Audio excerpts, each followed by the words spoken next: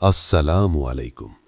আশা করি আল্লাহর অসীম রহমত ও মেহেরবানিতে আপনারা সবাই সুস্থ ও ভালো আছেন। কল্পনা করুন, কিয়ামতের দিন এসে গেছে। আকাশ ভেঙে পড়ছে, পাহাড়গুলো গুড়িয়ে যাচ্ছে, সমুদ্রগুলো আগুনের মতো উথলে উঠছে। সেই ভয়াবহ দিনের পরীক্ষার পর কেবলমাত্র ঈমানদাররা অবশেষে আল্লাহর রহমতের ছায়ায় আশ্রয় পাবে। তাদের হৃদয়ে ভয়ে কাঁপছে, কিন্তু একই সঙ্গে জান্নাতের পথে আশার আলো ফুটে উঠেছে। তখন ফেরেশতারা আসবে আলোকোজ্জ্বল রূপে এবং তারা বলবে, হে ঈমানদারগণ, এসো, তোমরা এত কষ্ট সহ্য করেছ, এত ধৈর্য ধারণ করেছ, এবার চলো আমরা তোমাদের সেই প্রতিশ্রুত জান্নাতের পথে নিয়ে যাব। দলবদ্ধভাবে সম্মান ও মর্যাদার সঙ্গে মুমিনরা এগিয়ে যাবে। তাদের মুখে আনন্দের অশ্রু ঝরবে, কারণ অবশেষে তারা দুনিয়ার দুঃখ যন্ত্রণা পেরিয়ে চিরন্তন সুখের ঠিকানার সামনে এসে দাঁড়িয়েছে। কল্পনা করুন, দূরে দূরে ঝলমলে আলো, সুবাসিত বাতাস, অদ্ভুত প্রশান্তি। যখন তারা জান্নাতের দরজার কাছে পৌঁছাবে, তখন দরজার প্রহরী ফেরেশতারা হেসে বলবে, আসসালামু আলাইকুম, শান্তি তোমাদের ওপর বর্ষিত হোক। তোমরা দুনিয়া সুন্দর কাজ করেছ, এবার প্রবেশ করো এবং অনন্তকাল এখানে অবস্থান করো। কিন্তু প্রিয় ভাই ও বোনেরা, জান্নাতের দরজা সহজেই খোলা হবে না। এর আগে রয়েছে পরীক্ষা।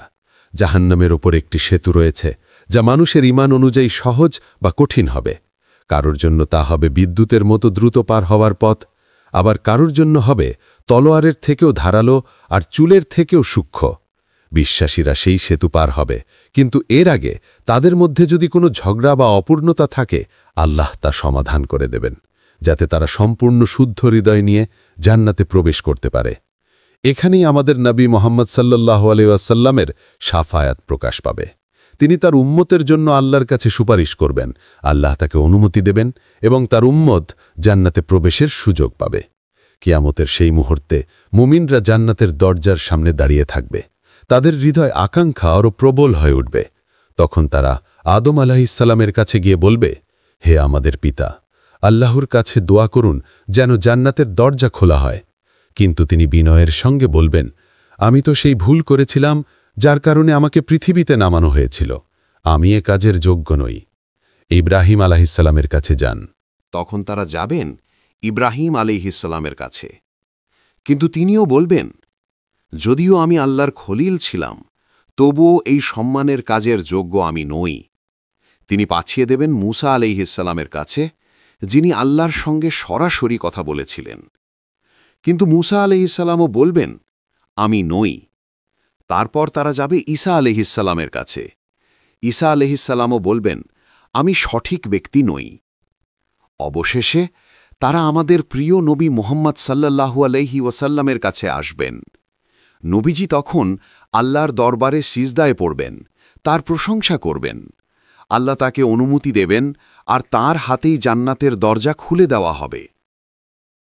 কল্পনা করুন, সেই দরজা যখন খুলে যাবে, আলো, শান্তি, আনন্দ সব কিছু মিলে এমন এক পরিবেশ তৈরি হবে যা আমরা দুনিয়ায় কোনোদিন কল্পনাও করতে পারিনি।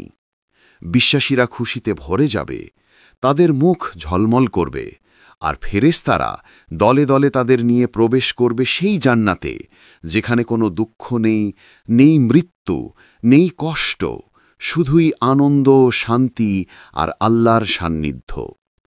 হযরত মুহাম্মদ সাল্লাল্লাহু আলাইহি ওয়াসাল্লাম দোজখের উপরে স্থাপিত সূক্ষ্ম সেতু সিরাত এর উপর স্থিরভাবে দাঁড়াবেন। সেতুটির দুই পাশে ফেরেশতারা উৎকণ্ঠার সঙ্গে অবস্থান নেবেন, একদিকে বাম পাশে, অন্যদিকে ডান পাশে। সেই দৃশ্য ভয়ঙ্করতা আর অনাবিল আশার মিলন। একদিকে জাহান্নামের ভয়ঙ্করতা, অন্যদিকে জান্নাত প্রাপ্তির আশা।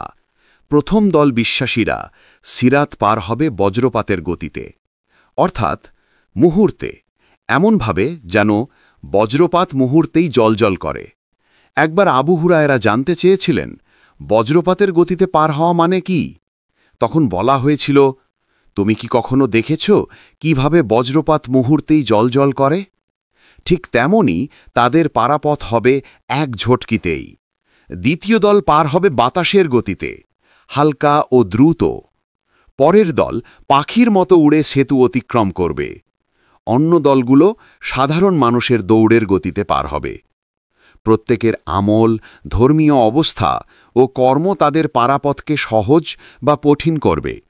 আপনার প্রিয় নবী মুহাম্মদ সাল্লাল্লাহু আলাইহি ওয়াসাল্লাম সেতুর উপরে দাঁড়িয়ে বারবার দোয়া করবেন, হে প্রভু, তাদের রক্ষা করো, হে প্রভু, তাদের রক্ষা করো। তার এই আন্তরিক আরদি আল্লাহর দরবারে উম্মতের জন্য দয়ার দোয়া হিসেবে গ্রহণযোগ্যতা লাভ করবে। তবুও কিছু লোকের আমল দুর্বল হওয়ায় তারা সিরাত পার হতে কষ্ট পাবে। কেউ কেউ সিরাতের উপর রেঙে পার হবেন, কেউ কেউ সিরাতের পাশে থাকা হোকে আটকে পড়ে দোজখে নিক্ষিপ্ত হবেন। কিয়ামতের সেই দিন দোজখের গভীরতা প্রায় ৭০ বছরের পথের সমান বলে বর্ণিত হয়েছে। স্বর্গে প্রবেশকারীর মধ্যে প্রথম ব্যক্তি হবেন নবী মুহাম্মদ সাল্লাল্লাহু আলাইহি ওয়াসাল্লাম নিজে। পুরো জাতির মধ্যে প্রথম যারা জান্নাতে প্রবেশ করবেন তারা হবে তার উম্মাহ। এটি আল্লাহর এক বিশেষ কৃপা ও সম্মান। হজরত নবী সাল্লাল্লাহু আলাইহি ওয়াসাল্লাম বলেছেন, আমি প্রথম হব যে জান্নাতের দরজায় কড়া নাড়ব। আমি প্রথম মধ্যস্থতা করব এবং আমাকে মাঝখানে গ্রহণ করা হবে। আমি জান্নাতের দরজায় গিয়ে খোলার অনুরোধ করব। দরজার প্রহরী ফেরেশতারা জিজ্ঞাসা করবে, তুমি কে? তিনি বলবেন, মুহাম্মাদ। তখন প্রহরীরা জানাবে যে তোমার আগে কাউকে দরজা খুলতে নির্দেশ দেওয়া হয়নি। তিনি আরও উল্লেখ করেছেন, যদিও আমাদের উম্মাহ আলেমিয়ত অনুযায়ী পৃথিবীতে শেষের মধ্যে কিয়ামতের দিন আমরা প্রথম ডাক পাব এবং প্রথম জান্নাতে প্রবেশ করব। সেই প্রথম দল হবে মুহাজিরুন, যারা আল্লাহর পথে হিজরত করেছিলেন। তাদের মুখ চাঁদের মতো উজ্জ্বল হবে, তাদের ঈমান শক্ত, চরিত্র সৎ এবং আমল উত্তম থাকবে। নবীজির বর্ণনায় প্রথম দলের রূপ হবে পূর্ণ চাঁদের মতো দীপ্তিমান। পরবর্তী দল উজ্জ্বলতম তারকার মতো দীপ্তিমান হবে। জান্নাতে তারা এমন পরিবেশে থাকবে যেখানে পেশাব, মলত্যাগ, থুথু ফেলা বা নাক শুকানো এসব অপবিত্র কাজ থাকবে না। তাদের সাজসজ্জা ও বস্তুপত্র হবে সোনালী। তাদের ঘ্রাণ কস্তুরীর মতো সুন্দর ও নির্মল হবে। তাদের ধূপ ঘ্রাণে পরিবেশ সুগন্ধে ভরে থাকবে। তাদের স্ত্রীরা হবে নিরবিচ্ছিন্ন সৌন্দর্যের অধিকারী, স্বর্গের অপূর্ব কন্যারা। হাদিসে বর্ণিত আছে, তারা আকারে আদম আলাইহিস সালামের সাদৃশ্য হবে এবং উচ্চতা প্রায় ৭০ কুবেদ হবে। তাদের জীবনের সামগ্রী সম্পত্তি অনেকটাই সোনার দ্বারা সজ্জিত থাকবে। ঘামের গন্ধ বিশুদ্ধ কস্তুরী সদৃশ হবে। প্রত্যেক পুরুষের জন্য ২টি স্ত্রী থাকবে, যাদের সৌন্দর্য ও বিশুদ্ধতা এতটাই চরম যে তাদের পায়ের হাড়ের মজ্জা পর্যন্ত মাংসের মধ্য দিয়ে ঝলক দেখাবে। এটি সৌন্দর্যের অতুলনীয় নিদর্শন হিসেবে বর্ণিত। তাদের মধ্যে কোনো ঘৃণা, হিংসা বা দুষ্টামি থাকবে না। হৃদয়গুলো একত্রিত ও ঐক্যবদ্ধ থাকবে। তারা সকালের পর থেকে সন্ধ্যা পর্যন্ত আল্লাহর মহিমা ও প্রশংসা করবে।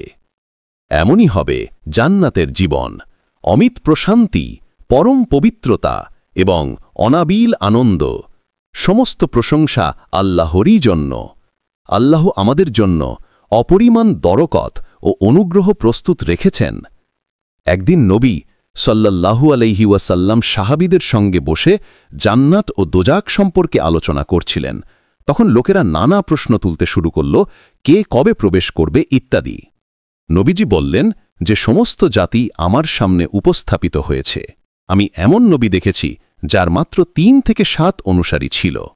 আবার কিছুকাল পরে সামনের দিকে বড় একটি দল উপস্থাপিত হল। আমি ভাবলাম হয়তো তা আমার উম্মা, কিন্তু জানানো হল এটা মূসা আলাইহিস সালামের উম্মা। পরে আরও বড় একটি জনগোষ্ঠী দেখালে বলা হল এটি তোমার উম্মা এবং তাদের সঙ্গে রয়েছে ৭০,০০০ লোক, যারা হিসাব শাস্তি ছাড়াই জান্নাতে প্রবেশ করবে। একবার এই কথার পর লোকেরা কথা বলছিল, এই ৭০,০০০ মানুষ কে? কেউ বলল তারা নবীর সাহাবী, আবার কেউ বলল তারা সেই লোকগণ যারা ইসলামে জন্মগ্রহণ করেছে এবং কখনো আল্লাহর সঙ্গে কাউকে অংশীদার করেনি। নানান মতামত উঠল। একটু পর নবীজি এসে জিজ্ঞাসা করলেন, তোমরা কি নিয়ে আলোচনা করছিলে? তারা বলল, তখন নবীজি জানান, ওরা সেই লোক যারা রুকিয়া বা আধ্যাত্মিক নিরাময় চায় না, পরিবারের উপর তাবিজ তিলিস্সম নির্ভর করে না, খারাপ পূর্বাশা বিশ্বাস করে না, তারা কেবল তাদের প্রভুর উপর পূর্ণ নির্ভরশীল। কথা শুনে উকাসা ইবনু মিসান এগিয়ে এসে বললেন, হে আল্লাহ রাসূল, আল্লাহর কাছে দোয়া করুন যাতে আমি তাদের মধ্যে থাকতে পারি। নবীজি বললেন, তুমি তাদের মধ্যে আছো। এরপর আর একজন অনুরোধ করলে নবীজি বললেন, ওকাসা তোমার আগে এগিয়ে গেছে। এখানেই শেষ নয়, প্রতিটি ৭০,০০০-এর জন্য আল্লাহ আরও ৭০,০০০ মানুষকে হিসাব শাস্তি ছাড়াই জান্নাতে প্রবেশ করার সুযোগ দেবেন। অর্থাৎ মোহাম্মদ সাল্লাল্লাহু আলাইহি ওয়াসাল্লামের উম্মাহ থেকে প্রচুর লোক, যার পরিমাণ আল্লাহই জানেন, আপন ক্রমে স্বর্গপ্রাপ্তি লাভ করবে। অন্য হাদিসে বর্ণিত আছে, প্রতিটি ৭০,০০০-এর জন্য আরও ৭০,০০০ এবং অতিরিক্ত কিছু লোক জান্নাতে প্রবেশ করবে। সেটা আল্লাহর অগণিত রহমতের পরিচায়ক। এছাড়া আল্লাহ দরিদ্র মানুষের ওপর জাকাত, হজ ইত্যাদি হিসাব নিকাশের বোঝা বল করবেন না। ফলে তারা ধনীদের তুলনায় নির্ঘাত পূর্বে জান্নাতে প্রবেশ পাবে। হাদিসে উল্লেখ রয়েছে যে মুহাজিরদের দরিদ্ররা ধনীদের চেয়ে প্রায় ৪০ বছর আগে, অন্য এক রেবায়াতে ৫০৯ বা ৫০০ বছরের মতো জান্নাতে প্রবেশ করবে। তফাতটি প্রত্যেক ব্যক্তির আমল ও অবস্থার ওপর নির্ভর করবে, পরম আল্লাহ ভালো জানেন। আর যারা পাপী অবস্থায় মারা যায় এবং তওবা করে না, তাদের প্রথমে দোজখে পাঠানো হবে। নির্দিষ্ট সময় শাস্তি ভোগের পর কেউ কেউ মধ্যস্থতা, আল্লাহর রহমত বা শাস্তি উত্তীর্ণ হয়ে বের করে আনা হবে এবং অবশেষে তারা তাওহীদের কৃপায় জান্নাতে প্রবেশ করবে, তবে তাদের উপর দোজখের কিছু ছাপ থাকবে। স্বর্গে তাদের পরিচিতি হবে যারা দোজখ থেকে এসেছেন। তবুও শেষ ব্যক্তিটি যখন প্রবেশ করবেন, তখনও স্বর্গের আনন্দ উৎসব বা পুরস্কারের কোনো ঘাটতি থাকবে না। রাসূলুল্লাহ সাল্লাল্লাহু আলাইহি ওয়াসাল্লাম বলেছেন, আমি জানি কে হবে সেই শেষ ব্যক্তি যে দোজখ থেকে বের হয়ে জান্নাতে প্রবেশ করবে। সে দোজখ থেকে গড়িয়ে বা হাত ও হাঁটু দিয়ে কষ্ট সহকারে বের হবে। তারপর আল্লাহ তাআলা তাকে বলবেন, যাও এবং জান্নাতে প্রবেশ করো। যখন সে জান্নাতের কাছে পৌঁছাবে, মনে করবে জান্নাত ইতিমধ্যে পূর্ণরূপে পূর্ণ। সে ফিরে এসে বলবে, হে প্রভু, আমি দেখলাম জান্নাত পূর্ণ। আল্লাহ তাআলা আবার বলবেন, যাও এবং জান্নাতে প্রবেশ করো। সে আবারও জান্নাতের কাজ ছাড়ে গিয়ে মনে করবে প্রাঙ্গণ পূর্ণ। ফের ফিরে এসে বলবে, হে প্রভু, আমার কাছে মনে হচ্ছে জান্নাত ভর্তি হয়ে গেছে। তখন আল্লাহ তাআলা বলবেন, যাও এবং জান্নাতে প্রবেশ করো, কারণ তোমার জন্য রয়েছে এমন একটি জান্নাত যা পৃথিবীর সমান এবং তার চেয়েও 10 গুণ বড়।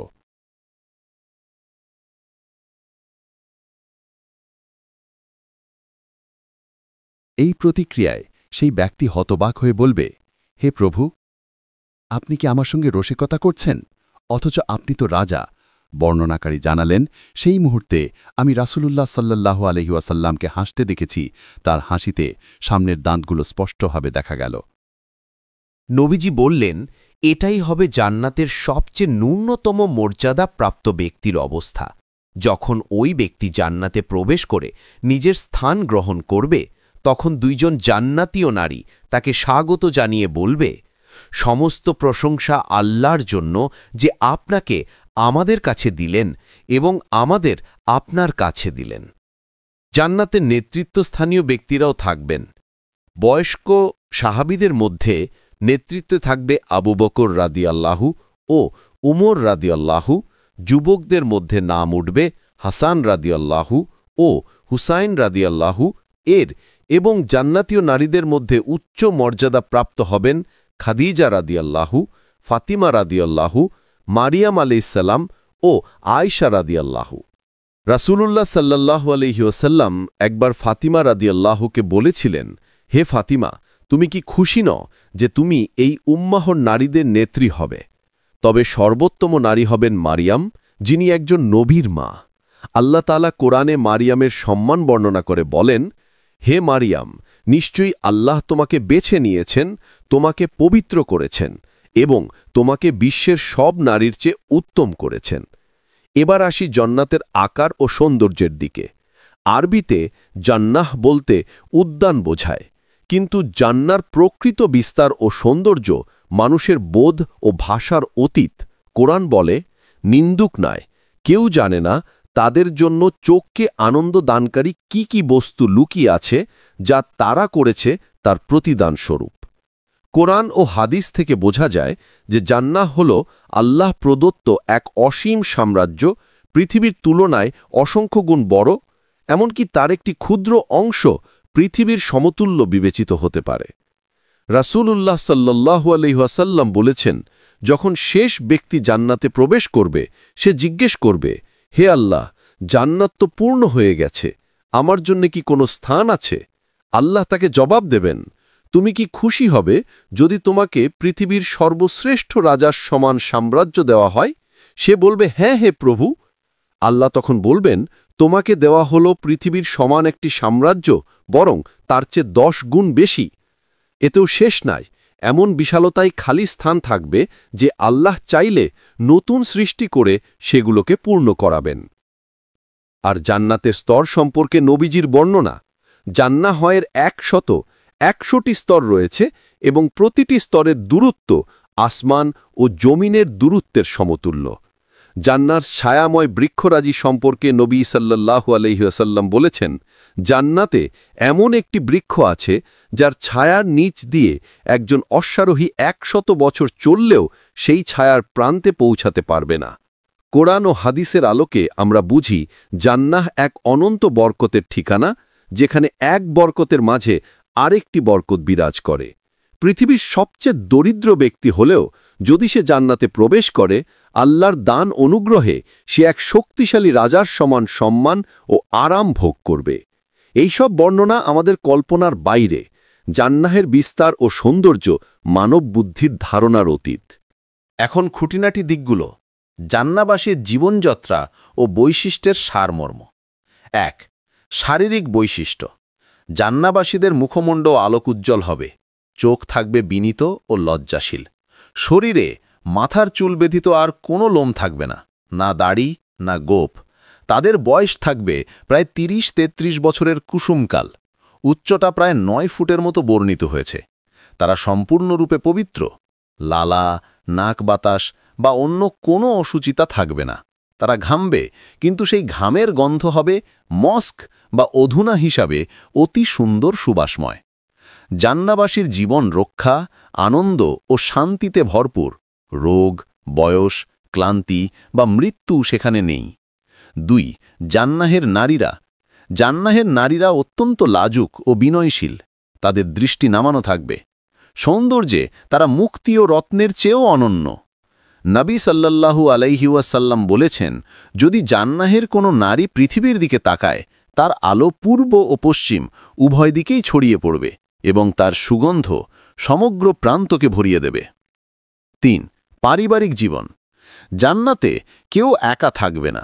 প্রচলিত বর্ণনা অনুযায়ী প্রতিটি পুরুষের জন্য নির্ধারিত থাকবে অন্তত 2 জন স্ত্রী।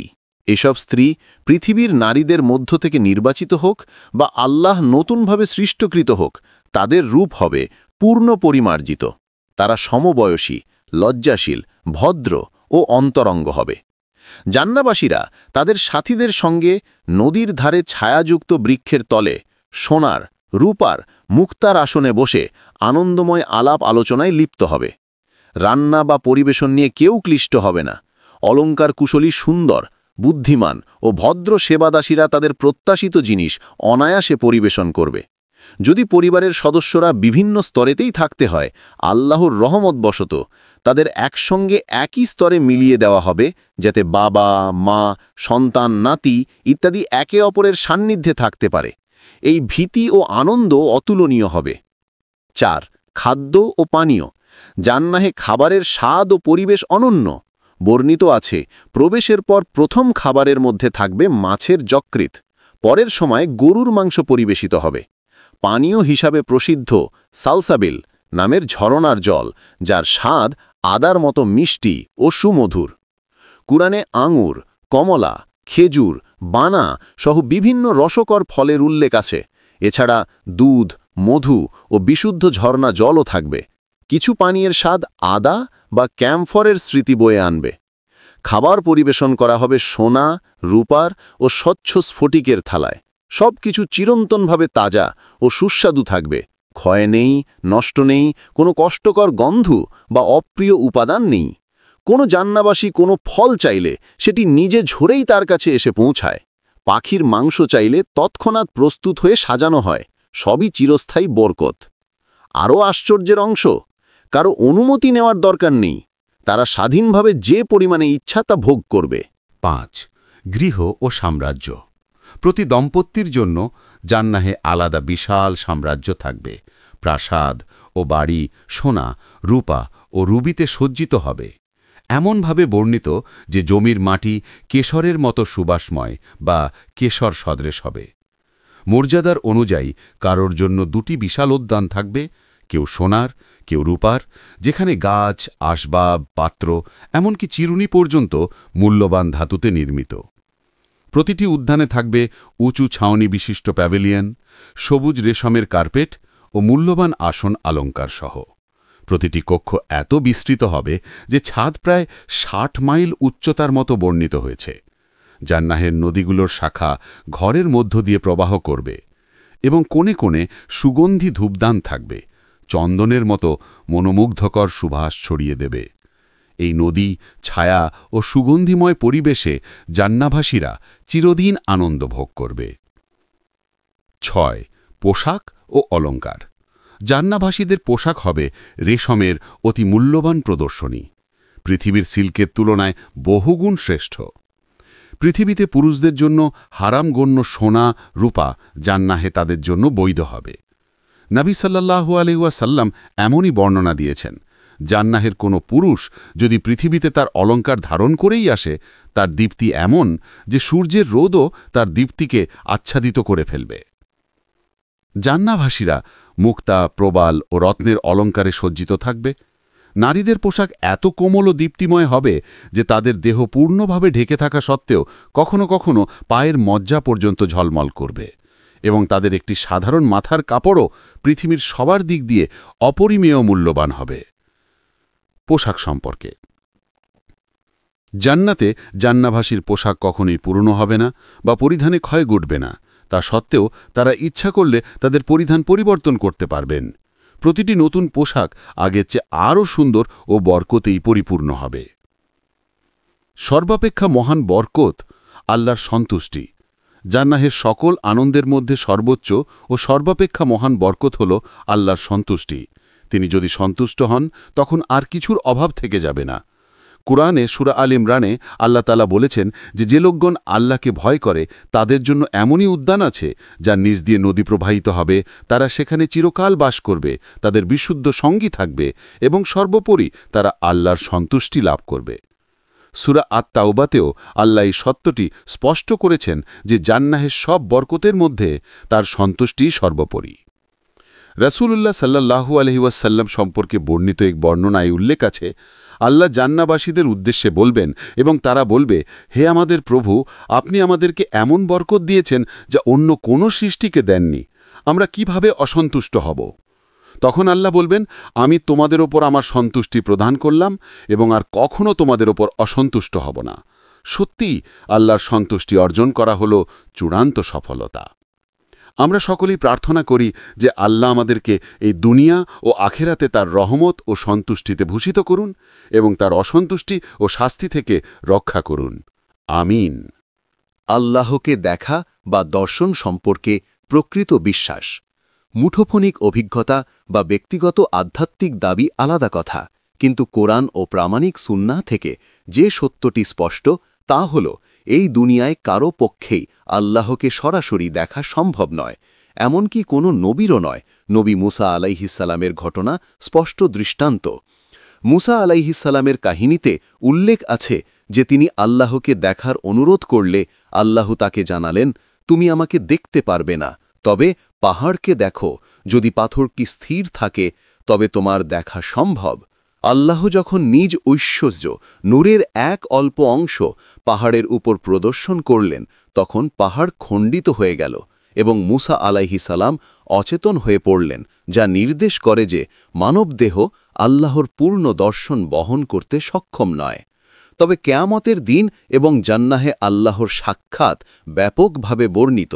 কোরআনে ও হাদিসে বলা হয়েছে যে সেদিন কিছু মুখ আলোক উজ্জ্বল হবে এবং তারা তাদের রবকে সরাসরি দেখবে। এটি জান্নাহবাসীদের সর্বোচ্চ আনন্দ। নবী সাল্লাল্লাহু আলাইহি ওয়াসাল্লামের এক বর্ণনায় তাকে পূর্ণিমার চাঁদের মতো উদাহরণ দিয়ে বলেছেন যে যেভাবে আজ তোমরা চাঁদকে পরিষ্কার দেখছ, তেমনি জান্নাহবাসীরা তাদের প্রভুকে দেখবে। সে দর্শনে কোনো অসুবিধা থাকবে না। যখন জান্নাহবাসীদের জন্য পর্দা উঠবে, তারা আল্লাহর দর্শন পেলেই বলবে যে তাদের জন্য চোখের আরাম ভরা আনন্দের কোনো তুলনা নেই। এটি আল্লাহর পক্ষে সর্বোচ্চ পুরস্কার। জান্নাহের বরকত ও নদীসমূহ স্তরসমূহের গুরুত্ব। আল্লাহ কোরআন এবং হাদিসে জানিয়েছেন যে তার ধার্মিক বান্দাদের জন্য এমন বরকত প্রস্তুত আছে যা কোনো চোখ কখনো দেখেনি, কোনো কান কখনো শোনেনি এবং কোনো হৃদয় কখনো কল্পনা করতে পারেনি। জান্নাহে প্রবেশকারীরা বিভিন্ন পুরস্কারে প্রাপ্ত হবেন। একই সঙ্গে দের আর রিভার্স অর্থাৎ নদী ফ্লোয়িং বিনিথ দ্য গার্ডেন্স। এছাড়া জান্নাহের স্তর রয়েছে এবং এদের মধ্যে সর্বোচ্চ ও কেন্দ্রীয় অংশ হল জান্নাতুল ফেরদাউস। এখান থেকেই নদীগুলো বেরিয়ে আসে এবং এই অংশটি দোয়ায় বিশেষভাবে চাইতে নির্দেশ দেওয়া হয়েছে। হাদিসে বলা আছে, প্রতিটি স্তরের দূরত্ব এত বিশাল যে তা আসমান ও জামিনের দূরত্বের মতোই পরিমাপ করা হয়েছে। আবার শ্রেষ্ঠ কিছু বর্ণনা, গাছপালা, পোশাক ও সুলভ বসবাস। জান্নাহে এমন বিশাল গাছ আছে, একাকারে দেয়া বর্ণনা অনুযায়ী একজন অশ্বারোহী যদি 100 বছর ধরে তার ছায়ার নিচ দিয়ে চললেও শেষ প্রান্ত পৌঁছাতে পারবে না। এমন এক সামান্য অংশই এই দুনিয়ার সব কিছুর চেয়ে উত্তম। জান্নাহবাসীরা সবুজ রেশমি পোশাক পরবেন এবং তাদের অলঙ্করণ হবে সোনা, রূপা, মুক্তা ও রত্ন দিয়ে। তাতে তাদের সৌন্দর্য আরও বরকতময় হবে। তাদের নাম জান্নাহের দরজা থেকে ডাকা হবে। যে দরজার সাথে তাদের শ্রেষ্ঠ আমল জড়িত, সেই দ্বারেই তারা প্রবেশ করবেন। জান্নাপ্রাপ্তির পথে সৎকর্মের গুরুত্ব। উদাহরণস্বরূপ এক হাদিসে বর্ণিত আছে, একবার নবী সাল্লাল্লাহু আলাইহি ওয়াসাল্লাম সাহাবীদের জিজ্ঞেস করেছিলেন, আজ তোমাদের মধ্যে কে রোজা রেখেছে? আবু বক্কর বললেন, আমি। এরপর নবী জিজ্ঞেস করলেন, কে কোনো জানাজায় অংশ নিয়েছে? আবু বকর বললেন, আমি। কে দরিদ্রকে খাওয়িয়েছে? আমি। কে অসুস্থের খোঁজ নিয়েছে? আমি। নবী সাল্লাল্লাহু আলাইহি ওয়াসাল্লাম বললেন, যে ব্যক্তি একদিনে এসব সৎকর্ম একত্রিত করবে, সে অবশ্যই জান্নাতে প্রবেশ করবে। এটি আমাদের শেখায়, নিয়মিত ঈমান, সালাত, রোজা ও ভ্রাতৃত্ব সেবার জাগরণে জান্নাপ্রাপ্তির পথে বড় ভূমিকা রাখে। এক সকালে নবী মুহাম্মদ সাল্লাল্লাহু আলাইহি ওয়াসাল্লাম হযরত বিলাল রাদিয়াল্লাহু আনহুকে ডাকলেন এবং বললেন, হে বিলাল, কোন কাজ আমাকে আগে জান্নাতে পৌঁছাতে সাহায্য করেছে? আমি জান্নাতে প্রবেশ করলাম, তখন তোমার পদধ্বনি আমার আগে শোনা গেল। আমি স্বপ্নেও এটি দেখেছি। আবার জান্নাতে প্রবেশ করলে তোমার পদধ্বনি আমার আগে শোনা গেল। তারপর নবী সাল্লাল্লাহু আলাইহি ওয়াসাল্লাম একটি স্বর্ণের গম্বুজের কাছে পৌঁছালেন, যা উঁচু এবং গোলাকার। তিনি জিজ্ঞেস করলেন, কার প্রাসাদ এটি? ফেরেশতারা বলল, এটি আরবের একজন মানুষের। নবী বললেন, আমি একজন আরব। তারা বলল, এটি কুরাইশের একজন মানুষের। তিনি বললেন, আমি কুরাইশ। তারা বলল, এটি নবী মুহাম্মাদের উম্মার একজনের। নবী বললেন, আমি মুহাম্মদ। পরবর্তীতে তারা বলল, কার প্রাসাদ এটি? তারা বলল, উমর আল খত্তাবের। উমর আল খত্তাব ব্যাখ্যা করলেন, প্রতিবার আমি আজান দিতাম, তারপর 2 রাকাত নাফল নামাজ পড়তাম, উজু শেষ হলে আবার 2 রাকাত নাফল নামাজ পড়তাম, শুধুমাত্র আল্লাহর সন্তুষ্টির জন্য। নবী সাল্লাল্লাহু আলাইহি ওয়াসাল্লাম বললেন, জান্নাতে থাকবে উজ্জ্বল তাঁবু, মুক্ত মণির তৈরি, 6 মাইল প্রশস্ত। বিশ্বাসী ব্যক্তির পরিবার থাকবে ভিতরে, তবে অন্যদের জন্য দৃশ্যমান হবে না। বিশ্বাসীরা স্বাধীনভাবে তাদের মাঝে চলাফেরা করতে পারবে। জান্নাতে একটি বাজার থাকবে। প্রতি শুক্রবার জান্নাবাসীরা সেখানে সমবেত হবে। তারপর একটি সুন্দর উত্তরের বাতাস বইবে, যা তাদের মুখমণ্ডল ও পোশাক স্পর্শ করে সৌন্দর্য ও দীপ্তি বৃদ্ধি করবে। জান্নাতবাসীর প্রথম প্রবেশকারী। প্রিয় ভাই ও বোনেরা, জানান কি কারা প্রথম জান্নাতে প্রবেশ করবে? দরিদ্ররা ধনীদের আগে জান্নাতে প্রবেশ করবে। আজকাল অল্প অর্থ হলেও মানুষকে অহংকারী করে তোলে। তাই তৌবা করুন এবং আল্লাহর কাছে ফিরে আসুন। হাজরত আবু হুরায়রা রাহিমাহুল্লাহ বর্ণনা করেছেন, নবী সাল্লাল্লাহু আলাইহি ওয়াসাল্লাম বলেছেন, দরিদ্ররা ধনীদের চেয়ে 500 বছর আগে জান্নাতে প্রবেশ করবে। সুবহানাল্লাহ! আল্লাহ আমাদের জান্নাতবাসীর মধ্যে অন্তর্ভুক্ত করুন। জান্নাতবাসীর গুণাবলী নবী সাল্লাল্লাহু আলাইহি ওয়াসাল্লাম বলেছেন, আমার উম্মাহার প্রথম দল যারা জান্নাতে প্রবেশ করবে তারা পূর্ণ চাঁদের মতো দীপ্তিমান হবে। পরবর্তী দল আকাশের সবচেয়ে উজ্জ্বল তারকার চেয়ে আরও সুন্দরভাবে দীপ্তিমান হবে। তারা মূত্রত্যাগ বা মলত্যাগ করবে না, কাশি বা থুথু করবে না। তাদের কুচি স্বর্ণ বা রূপার তৈরি হবে, ঘ্রাণ কস্তুরীর মতো সুগন্ধযুক্ত হবে, ইনসেন্স বার্নার আলৌসের কাঠ দিয়ে তৈরি হবে। স্ত্রীদের চোখ বড় ও সুন্দর হবে। প্রতিটি পুরুষের 2 স্ত্রী থাকবে, যাদের সৌন্দর্য এমন হবে যে তাদের হাড়ের মজ্জা দেখা যাবে। স্ত্রীদের মধ্যে কোনো ঈর্ষা বা কুপ্রবৃত্তি থাকবে না। তারা সকাল ও সন্ধ্যায় আল্লাহকে মহিমা করবে। সকল সৎ কাজ আন্তরিকতার ছাপ যুক্ত হবে। আল্লাহ সর্বোচ্চ বলেছেন, হে নবী, যারা ঈমান এনেছে এবং ন্যায়সঙ্গত কাজ করেছে তাদেরকে আনন্দের সংবাদ দাও। তাদেরকে এমন উদ্যান দেওয়া হবে যার তলায় নদী প্রবাহিত। যখন তারা সেখানে কোনো ফল পাবে বলবে, এটাই আমরা আগে পেয়েছি, কিন্তু তা কেবল রূপে মিলবে। তারা সেখানে শুদ্ধ স্ত্রীদের সঙ্গে চিরকাল বসবাস করবে। শহীদদের মর্যাদা। শহীদদের জন্য আল্লাহ 6টি বিশেষ মর্যাদা স্থাপন করেছেন। প্রথম রক্তের ফোঁটা পড়ার সঙ্গে সঙ্গে ক্ষমা করা হবে, জান্নাতে স্থান প্রদর্শন করা হবে, কবরের শাস্তি থেকে রক্ষা পাবেন, কিয়ামতের দিনে মহান ভয়ের হাত থেকে নিরাপদ থাকবেন। মাথায় একটি মর্যাদাপূর্ণ মুকুট পরানো হবে, যার একক রুবি পুরো পৃথিবী ও এর সমস্ত জিনিসের চেয়ে উত্তম। 72 হুর আলাইনির সঙ্গে বিবাহ হবে।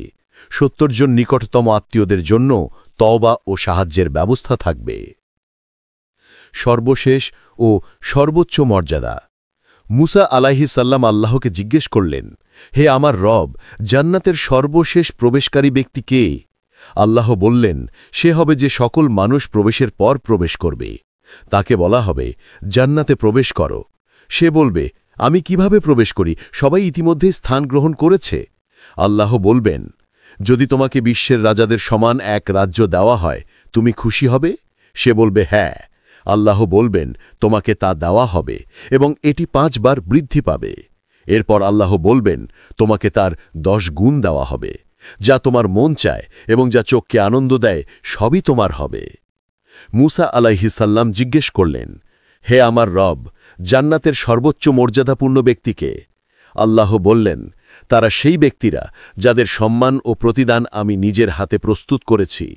কোনো চোখ দেখেনি, কোনো কান শোনেনি, কোনো হৃদয় কল্পনা করতে পারে না আমি তাদের জন্য কি প্রস্তুত করেছি। আল্লাহর দর্শন।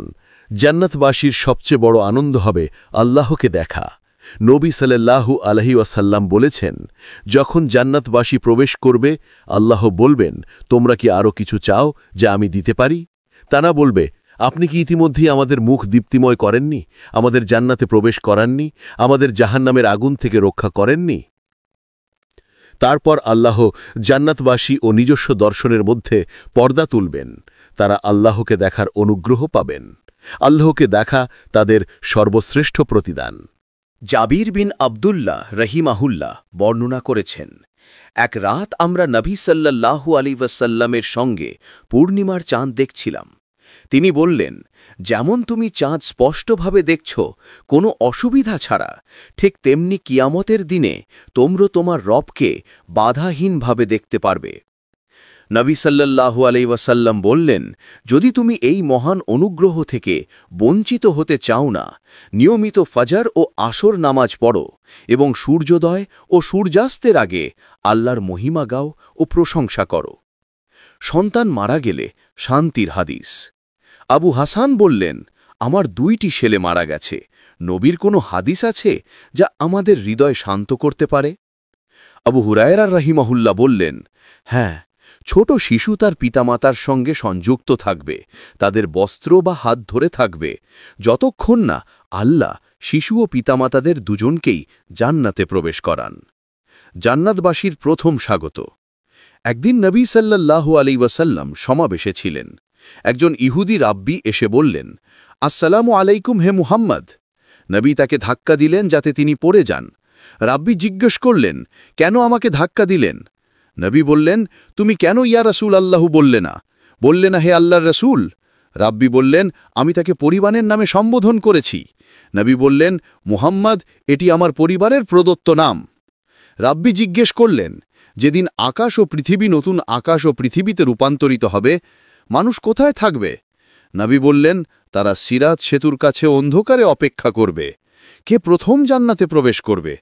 নবী বললেন, দরিদ্র এবং আল্লাহর পথে সংগ্রামী যোদ্ধারা। তাদের স্বাগত খাবার কি হবে?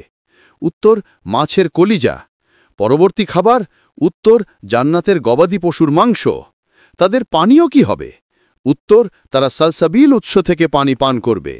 রাব্বি বললেন, আপনি সত্য বলেছেন। সুবহানাল্লাহ। রাব্বি জিজ্ঞেস করলেন, ঈসাই আল্লাহ কি জান্নাতের চাবি নয়? নবী বললেন, হ্যাঁ, তবে চাবির দাঁত হল তাওহীদ, আল্লাহর একত্ব, একমাত্র ইবাদত এবং নবী মুহাম্মদ সাল্লাল্লাহু আলাইহি ওয়াসাল্লামের বার্তা গ্রহণ। প্রিয় দর্শক ও শ্রোতাগণ, ধন্যবাদ আমাদের সঙ্গে থাকার জন্য। যদি এমন গুরুত্বপূর্ণ এবং সুন্দর ইসলামিক ভিডিও আরও দেখতে চান, চ্যানেলটি সাবস্ক্রাইব করুন, ভিডিওটি লাইক করুন এবং মন্তব্যে আপনার মূল্যবান প্রতিক্রিয়া জানান। সুস্থ থাকুন, নিরাপদ থাকুন। আজকের জন্য এটাই। আমরা আবার অন্য ভিডিওতে মিলিত হব।